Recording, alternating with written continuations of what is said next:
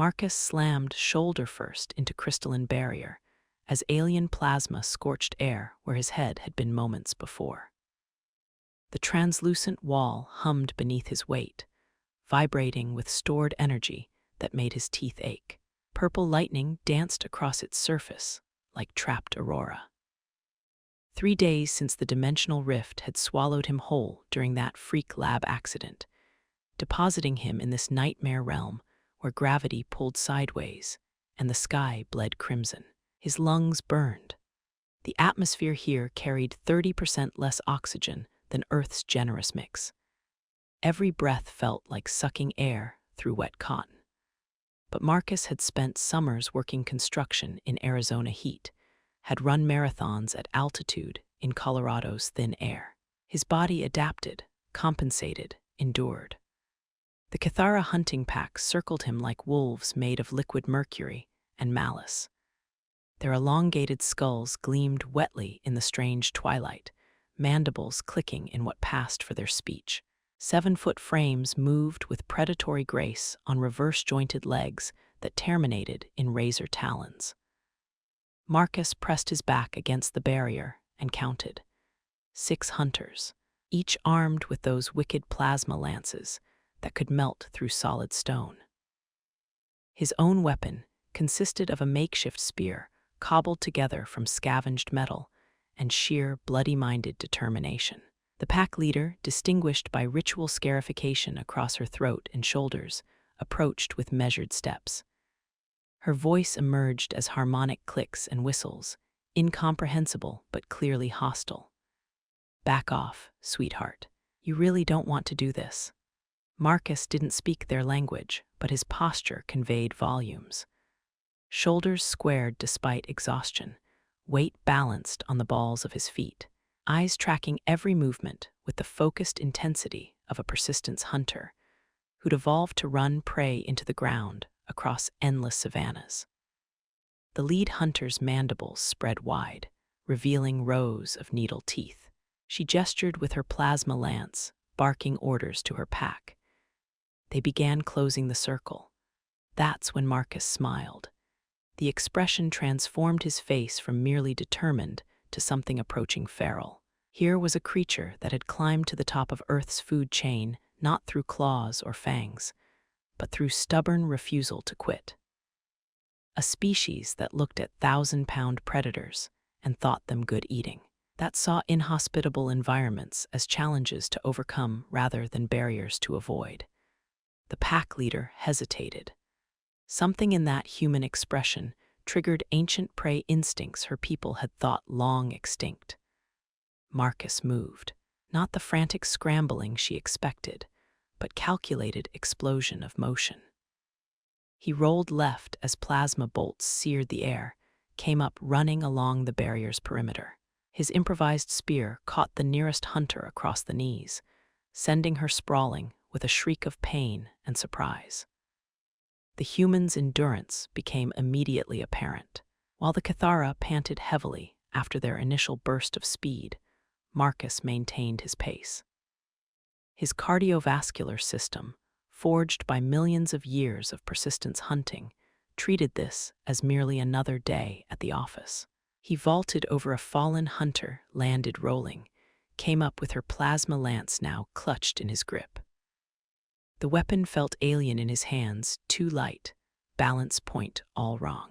But Marcus had learned to adapt tools throughout his engineering career, had made functional equipment from spare parts and wishful thinking. The lance's firing mechanism consisted of a simple pressure trigger and energy dial, universal design principles. He adjusted the power setting by feel, raised the weapon, and put a superheated bolt center mass into the pack leader's chest. She dropped instantly, armor plates steaming. The remaining hunters froze. In their culture, defeat of the pack leader meant submission or death. But this strange bipedal creature didn't follow their rules. He pressed his advantage, herding them backward with precise shots that spoke of remarkable hand-eye coordination. A new sound echoed across the crystalline landscape. Deep, resonant horns that made the barrier walls tremble. The Cathara hunters immediately scattered, abandoning their fallen as they fled toward distant spires. Marcus kept the plasma lance trained on their retreat until they vanished into the geometric maze of the city. Only then did he allow himself to collapse against the barrier, chest heaving as oxygen debt caught up to him. The horn's sound grew closer. Different footsteps approached, lighter, more careful. Marcus struggled to his feet, weapon raised despite the exhaustion that made his hands shake. What emerged from the maze wasn't another predator. The figure stood barely 5 feet tall, covered in downy blue-gray fur that shimmered with bioluminescent patterns. Large, dark eyes dominated an angular face that managed to convey both intelligence and curiosity. She moved with the careful grace of a prey species, hands empty and visible. When she spoke, her voice carried musical tones that somehow conveyed meaning despite the language barrier. Marcus lowered his weapon slightly. His engineer's mind noted the technological sophistication of her clothing fabric that shifted color based on her emotional state. Boots that seemed to distribute her weight across the crystalline ground without sound. The newcomer gestured toward the fallen hunters, then at Marcus, her expression clearly questioning. Her bioluminescent fur patterns pulsed in what might have been amazement or concern. "You want to know how I did that?" Marcus set the plasma lance down carefully, showing empty hands. "The same way my ancestors did. We don't quit. We don't give up. We keep going until the other guy stops." She tilted her head like a curious bird, then approached the nearest fallen hunter. Her fingers moved across the Cathara's armor with practiced efficiency, checking for life signs. When she found a pulse, relief flooded her features. Marcus watched her tend to his former enemies with something approaching wonder. Here was a being who valued life even when it came in the form of those who'd hunt her. The dichotomy struck him as fundamentally civilized in a way his own species often struggled to achieve.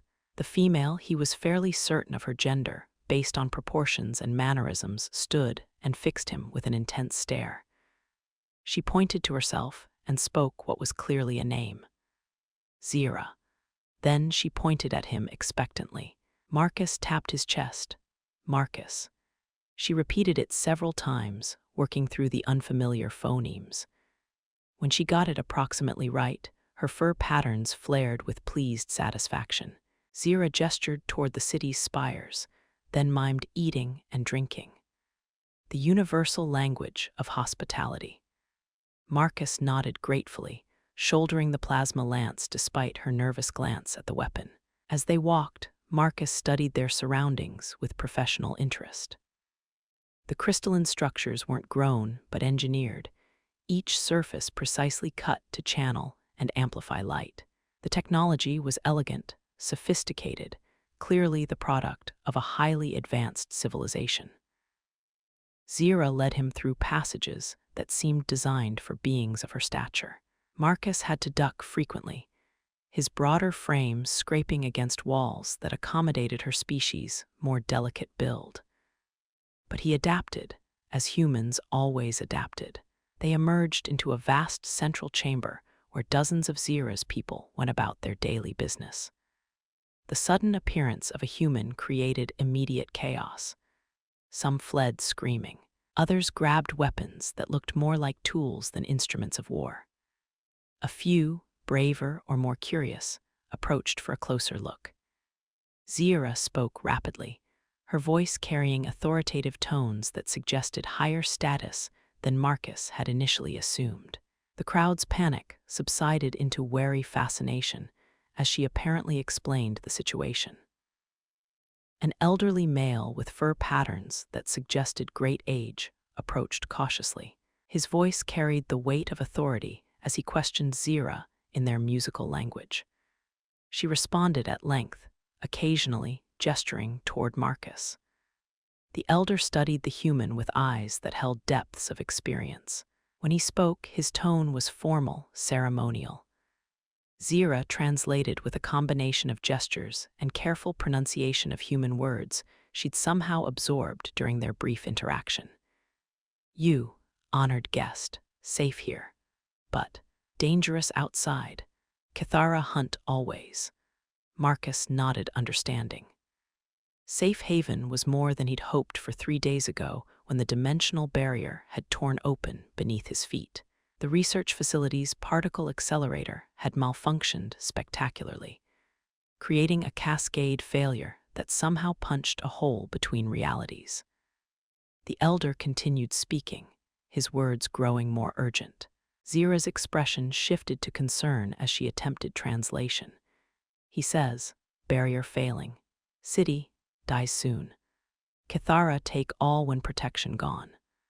The strategic situation clicked into place with the clarity that had made Marcus one of Earth's most sought-after structural engineers. The crystalline barriers weren't just defensive walls. They were the foundation of this entire civilization. And they were failing. Marcus gestured for writing materials. After some confusion, he was provided with what appeared to be a light stylus that could etch temporary marks on crystal surfaces. He began sketching stress diagrams, load calculations, the fundamental principles of structural engineering. The gathered crowd watched in fascination as mathematical formulas appeared under his hands. The universal language of physics needed no translation. Force vectors, material stress points, load distribution, the same principles that governed bridges and skyscrapers on Earth applied here. An excited murmur ran through the crowd. Several individuals who appeared to be engineers or architects pushed forward, studying his diagrams with growing enthusiasm. They began contributing their own marks, showing him the barrier's current configuration and power sources. Marcus grinned as understanding bloomed. These people were engineers too, just working with different materials and energy sources. The problem wasn't insurmountable, it was a challenge. For the next several hours, he worked alongside Zira's people to diagnose the barrier failures. The issue was elegant in its simplicity: resonance cascade. The crystalline matrix was vibrating itself apart because harmonic frequencies weren't properly dampened. On Earth, he'd solved similar problems with skyscrapers during earthquakes. The principle was the same, just scaled up and applied to exotic matter.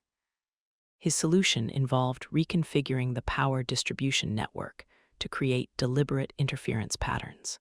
Instead of pure harmonic resonance, controlled dissonance would prevent the destructive vibrations from building up. The elder's people worked with desperate efficiency as Marcus directed the modifications. His human endurance proved invaluable. While the others needed frequent rest breaks, he pressed on through exhaustion that would have felled most Earth mammals. As dawn broke over the crystalline city, if this dimension even had a proper day-night cycle, the barriers stabilized. The ominous vibrations that had shaken the walls for months finally ceased. Zira's people erupted in celebration. Their musical voices rose in harmonious songs that made the crystal walls ring like bells. Several individuals approached Marcus with offerings of food, drink, and what appeared to be technological devices. But it was Zira herself who provided the most meaningful gesture. She approached with a small crystal pendant that pulsed with the same bioluminescent patterns as her fur.